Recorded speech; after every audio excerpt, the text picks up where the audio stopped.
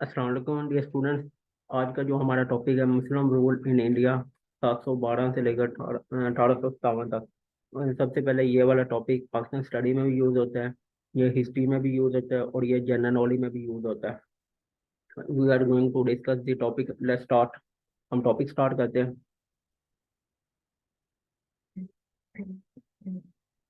सबसे पहले मैंने 712 करने कौमी कासम पढ़ाने से पहले दो तीन चार मतलब चीज़ें जो है ना इम्पोर्टेंट पीपीएससी में आती हैं, वो मैं आपको बता दूं। सबसे पहले जो इंडस सिविलाइजेशन है, ये क्या चीज़ है? सिविलाइजेशन एक एडवांस सोसाइटी है इन स्पेसिफिक एरिया, एक मखसूस एरिया में जहाँ पे लोग रहते हैं, इसको सिविलाइजेशन कहते हैं। जो इंडस वैली है, it means that area which is irrigated by the river Indus.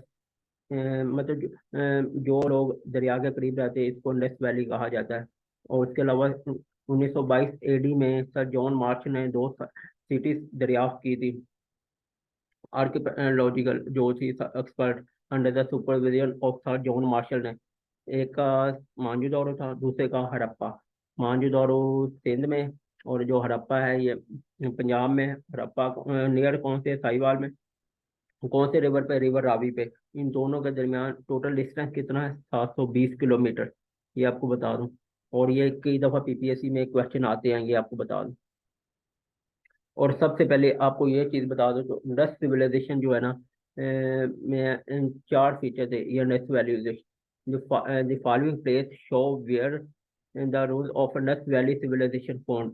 जो बुनियाद है, एक मांजूदारो है, दूसरा हड़प्पा है। इन दोनों के बारे में मैंने आपको डिस्टेंस बता दिया, 720 किलोमीटर। जो महरगढ़ है ये कहाँ पे है? बलूचिस्तान में। जो रेमान डेयरी है ये कहाँ पे है? केपी में। KP is Khyber Pakhtunkhwa. ये आपको बता दूं।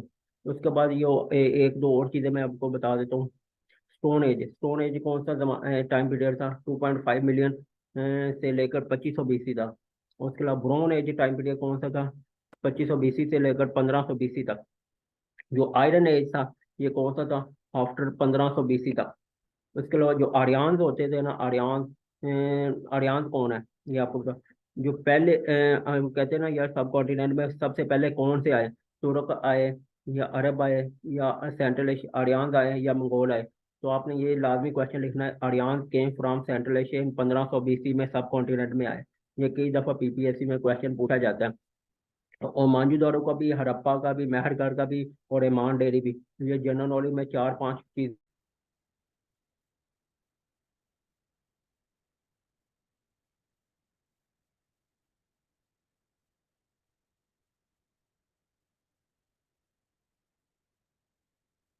और एक और चीज मैं आपको बताता हूँ, जो अलेक्जेंडर द ग्रेट है, इसका टाइम पीरियड कौन सा? 356 BC से लेकर 323 BC था। उसको पढ़ाने से पहले दो तीन चीजें मैं आपको बता देता हूँ। इजिप्ट सिविलाइजेशन डेवलप हुई थी रिवर नील में। रिवर नील कहाँ पे है? मिस्र में। और रिवर नील को लॉन्गेस्ट रिवर भी इन द वर्ल्ड भी कहा जाता है, और ये मेडिटेरियन सी में जाकर गिरता है, ये आपको बता दूं। जो मेसोपोटामिया है, ये ओल्डेस्ट ओल्डेस्ट नेम अराक का है। जो सरमन सिविलाइजेशन है, ये ओल्डेस्ट सिविलाइजेशन है सौदर्न अराक की। ये आपको बता दूं। उसके बाद फिर हम चलते हैं अभी अलेक्जेंडर द ग्रेट। अब ये देखें, अलेक्जेंडर की पैदाइश कब हुई? अलेक्जेंडर की वफात कब हुई? ये हुक्मरान कब बना? और ये इंडिया में कब आया? इसके टीचर का नाम क्या है? इसके फादर का नाम क्या है? और इसने कौन कौन से मतलब मुल्कों में हुक्मरानी की है? इस तरह जब आप करते हैं ना, खुद ब खुद ही क्वेश्चन बन जाते हैं, तो आपको रट्टा लगाने की जरूरत नहीं पड़ती। Alexander the Great was born in a town of Macedonia, state of Greece. और 356 BC में ये ग्रीस की एक स्टेट है मैसेडोनिया, वहां पे इसकी पैदाइश हुई है। Father of Alexander Philip was a ruler of Macedonia. जो अलेक्जेंडर का फादर था फिलिप, जो था ना वो मैसेडोनिया का हुक्मरान था, ये आपको बता दूं।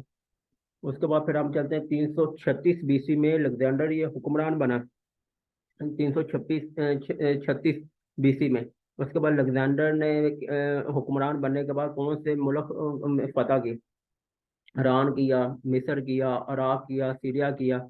ऑलमोस्ट इसने यूरोप पे भी हुक्मरानी की, इसने अफ्रीका पे भी हुक्मरानी की, इसने एशिया पे भी हुक्मरानी की। और ये आपको बता दो, ये इंडस रिवर इधर कब आया इंडिया में? सब पॉइंट 327 BC भी कहा जाता है, 326 BC भी समटाइम ये आता है।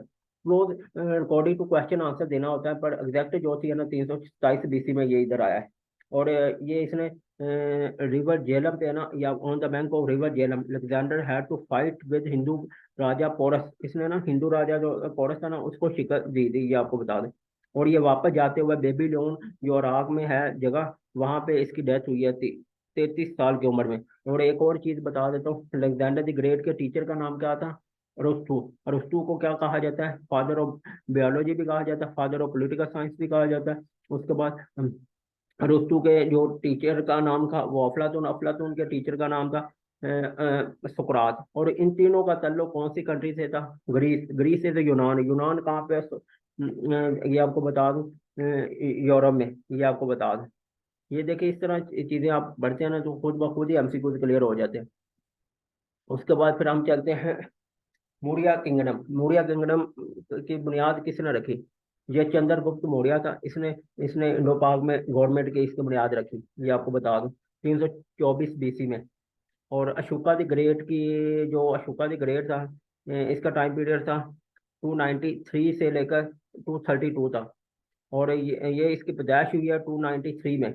और ये बुद्धिज्म से ताल्लुक था। और ये किंग कब बना? 273 बीसी में, ये आपको बता दूं। उसके बाद फिर आपको बता दूं, ये इसने 40 साल हुक्मरानी की है या इंडिया पे। और ये इसकी डेथ हुई है 232 बीसी में। और ये पहला बंदा है जिसने टेक्सला यूनिवर्सिटी बनाई थी, ये आपको बता दूं। कहते हैं ना यार टेक्सला यूनिवर्सिटी किसने बनाई है? शुका द ग्रेट ने बनाई है, ये आपको बता दूं। ये ओल्डेस्ट यूनिवर्सिटी है, ये आपको बता दूं, पाकिस्तान में भी और सब कॉन्टिनेंट में भी, ये आपको बता दूं। अब देखें हमने आगे आ जाते हैं गुप्ता डांस की। गुप्ता में एक पीरियड में एक बंदा था कालिदास। यूरोपियन क्रिटिसाइज करते थे ये इंडिया शेक्सपियर है, ये आपको बता।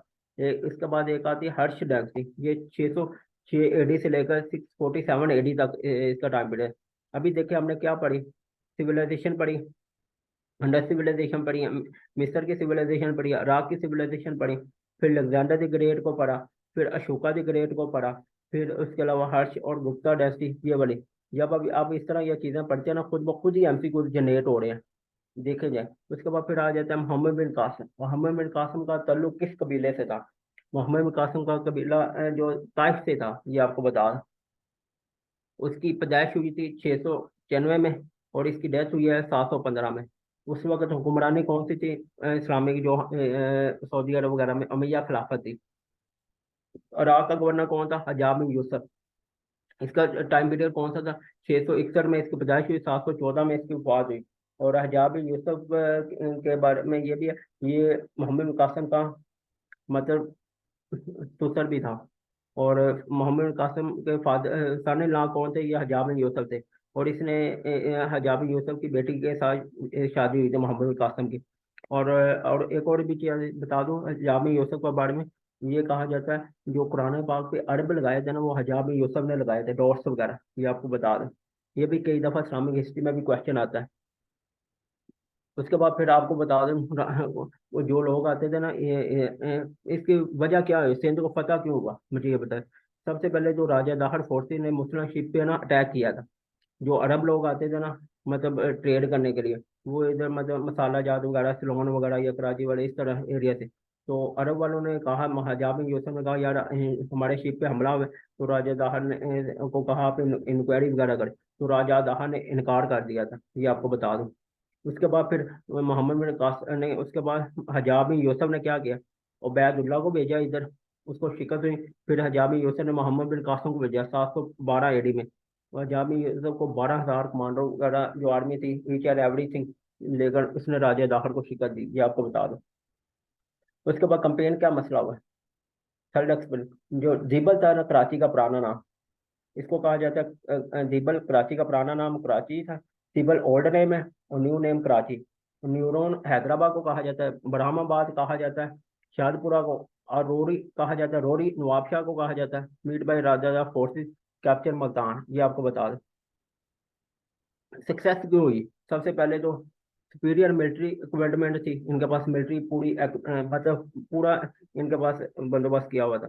उसके बाद डिसिप्लिन था, लीडरशिप क्वालिटी थी, और जहाज का कंसेप्ट था, और बिलीव था, ये आपको बता दूं मुसलमान। जो इधर थी ना, इधर का राजा तो हिंदू था, जो पॉपुलेशन थी वो बुद्धिज्म थी, दोनों का आपस में डिससेटिस्फाइड था, जिसकी वजह से बुद्धिज्म वाले लोगों ने मुसलमानों को एक्सेप्ट किया और राजा दाहड़ के खिलाफ मुसलमानों की मदद की, और मुसलमानों को इंशाल्लाह इसमें कामयाबी मिली थी, ये आपको बता दूं। उसमें इसके रिवॉल्ट क्या हुआ, हजाब यूसुफ की डेथ होगी 714 में। उसके बाद मोहम्मद बिन कासिम को वापस बुला लिया, और वलीद उस वक्त जो हुक्मरान था ना इस्लामिक हिस्ट्री का, वो वलीद बिन अब्दुल मालिक था। वलीद की डेथ के बाद सुलेमान बना, तो उसने मोहम्मद बिन कासिम को वापस बुलाया और इसको कैद किया, और फिर अराग में उसी कैद में इसकी वफात हो गई थी, ये आपको बता दूं। और एक और चीज़ बताता हूँ, जो तारिक बिन जियाद था ना, ये भी पूछा जाता है यहाँ स्पेन को किसने फतह किया, ये कई दफा क्वेश्चन आता है। तारिक बिन जियाद ने, और ये मिलिट्री कमांडर था, और ये 670 एडी में पैदाइश हुई है, 720 एडी में इसकी वफात हुई है। तो ये सीरियन कमांडर था। ओल्डेस्ट सीरिया का कैपिटल कौन सा है, दमिश्को। ये oldest capital in the world भी है। और इसने कौन सी वार लड़ी थी, कॉन्क्वेस्ट ऑफ हिस्पानिया, और 711 एडी में इसने स्पेन को फतह किया था। इसके बारे में ये आता है, तारिक बिन ज़ियाद कौन सा है, ये मिलिट्री कमांडर है, किस कंट्री का, सीरिया का। उसके बाद ये इसने किसको फतह किया, स्पेन को किस टाइम पीरियड में, 711 में, ये आपको बता दूं। ये वाली चीज़ें बहुत ज़्यादा इंपॉर्टेंट है। उसके बाद फिर आ जाता है मोहम्मद बिन कासिम यानी सुल्तान महमूद गजनवी। अब देखिए, मैंने वही पहले अलेक्जेंडर द ग्रेट को पढ़ा, फिर अशोका को पढ़ा, फिर मोहम्मद बिन कासिम को पढ़ा, फिर तारिक बिन ज़ियाद को पढ़ा। उसके बाद हम पढ़ने लगे हैं सुल्तान महमूद गजनवी। सुल्तान महमूद गजनवी को पढ़ने से पहले मैं आपको बता दूं, सुल्तान महमूद गजनवी का फादर का नाम क्या था, बख्तगेन। उसका टाइम पीरियड कौन सा था, 977 एडी से लेकर 997 एडी तक। उसके बाद फिर सुल्तान महमूद गजनवी इस 97 में डेथ हुई, 98 में यह हुक्मरान बना, 98। ये 97 में जो इसकी पैदाइश हो गई थी, उसके बाद 1930 तक इसके ये रूलर रहा है। 997 से लेकर 1030 तक इसने डेंसिटी ने अफगानिस्तान, ईस्टर्न ईरान, पाकिस्तान और नॉर्थ ईस्ट इंडिया पे भी हुक्मरानी की, ये आपको बता दूं। उसके बाद फिर हमारे पास कौन सी आते हैं, सुल्तान महमूद गजनवी ने 1001 से लेकर 1026 तक 17 अटैक किए इंडिया पे। और इसने 1021 में पंजाब को फतह किया, और वहाँ पे इसने अपना जो पंजाब को फतह किया उसका कैपिटल था लाहौर। और इसने अयाज वाज अपॉइंटेड गवर्नर, इसने अयाज को तैनात किया। अयाज के बारे में एक शेर अल्लामा इकबाल ने कहा, एक ही साहब में खड़े हैं महमूद और अयाज, ना कोई बंदा रहा ना कोई बंदा नवाज। ये वाला इसके बारे में अल्लामा इकबाल ने शेर कहा था। और अयाज का भी टॉम लाहौर में है, ये आपको बता दूं। उसके बाद सुल्तान महमूद गजनवी को ये भी कहा जाता, इसने 1001 में राजा जयपाल को शिकस्त दी। उसके बाद 1026 में इसने अटैक किया सोमनाथ टेम्पल जो गुजरात में है। उसके अलावा इसको kidnapper of intellectual is also known as Mahmud Ghaznavi. इसको ये भी कहा जाता है, ये ना पढ़े लिखे लोगों को अपने साथ मिला लेता था। और पहली दफा सुल्तान का टाइटल भी महमूद गजनवी ने इख्तियार किया था। उसके बाद फिर हमारे पास कौन सा आता है, अल बरूनी। इसके 971 में ये पैदाइश हुई, 973 में अल बरूनी की पैदाइश हुई, और 1048 में इसकी वफात हुई। और इसे अल बरूनी को ये विजिट इंडिया 1017 में ले गया था। जो अल बरूनी था ना, मेन इंटरेस्टेड फिजिक्स था, एस्ट्रोनॉमी था, सोशियोलॉजी था, एंथ्रोपोलॉजी था। और इसने रेडियस दरियाफ्त किया था कौन सी सिटी पे, पिंड दादन खां, जो डिस्ट्रिक्ट, और सामने जेलम। उसके लिए बुक का नाम था असारुल वाक़ियात भी है, और किताबुल हिंद भी इसने लिखी है अल बरूनी के बारे में। और ये कौन से टाइम पीरियड में आया था, महमूद गजनवी के टाइम पीरियड में, ये आपको बता दूं। ये देखें, इसी तरह जब आप चीज़ों को आपस में ले, तो उसके बाद फिर हमारे पास आता है महमूद गज अली हजवेरी दाता गंज बख्श। ये भी गजनी में पैदा हुआ है 1009 में, और 1072 में इसकी डेथ हुई है। और उसके बाद 1072 में लाहौर में। और इसकी किताब का नाम कशफुल मजूब, ये आती हैं। इसका फुल नेम अबुल हसन बिन उस्मान बिन अली अल जबी अली हजवेरी है, ये आपको बता दूं। आज के बारे में इतना ही काफ़ी है। हमने कौन कौन से टॉपिक्स को पढ़ा है, ये देखे। महमूद गजनवी के टाइम पीरियड में एक और चीज़ मैं आपको बताता हूँ, अली हजवेरी के एक चीज़, अबुल इब्ने सीना भी पैदाइश हुई है। कब पैदाइश हुई है, 980 में। और इसकी वफात कब हुई, 1037 में। और इसने एक किताब लिखी है अल क़ुनून व तिब, या वसीन कहा जाता है। ये अब इब्ने सीना का ताल्लुक कौन सी कंट्री से है, उज़्बेकिस्तान बुखारा से, ये आपको बता दूं। ये देखिए, हमने महमूद गजनवी को पढ़ा, उसके बाद फिर अल बरूनी को पढ़ा, फिर उसके बाद फिर अली हजवेरी को पढ़ा, फिर इब्ने सीना को पढ़ा। इस तरह जब आप चीज़ों को लेट करके पढ़ेंगे ना, मतलब आपका जनरल नॉलेज भी क्लियर हो रहा है, पाकिस्तान स्टडी भी क्लियर होगा, हिस्ट्री भी क्लियर हो रहा है। और इन्हीं से सीपीएससी या एफपीएससी क्वेश्चन डालते हैं, इससे ज्यादा बाहर नहीं जाता। ये आपको बता दूं। अगर वीडियो अच्छी लगे इसको लाइक शेयर एंड कमेंट जरूर करें। अगर कोई भी डाउट्स हो तो इनबॉक्स करें, मैं आपको इसका आंसर देने की कोशिश करूंगा।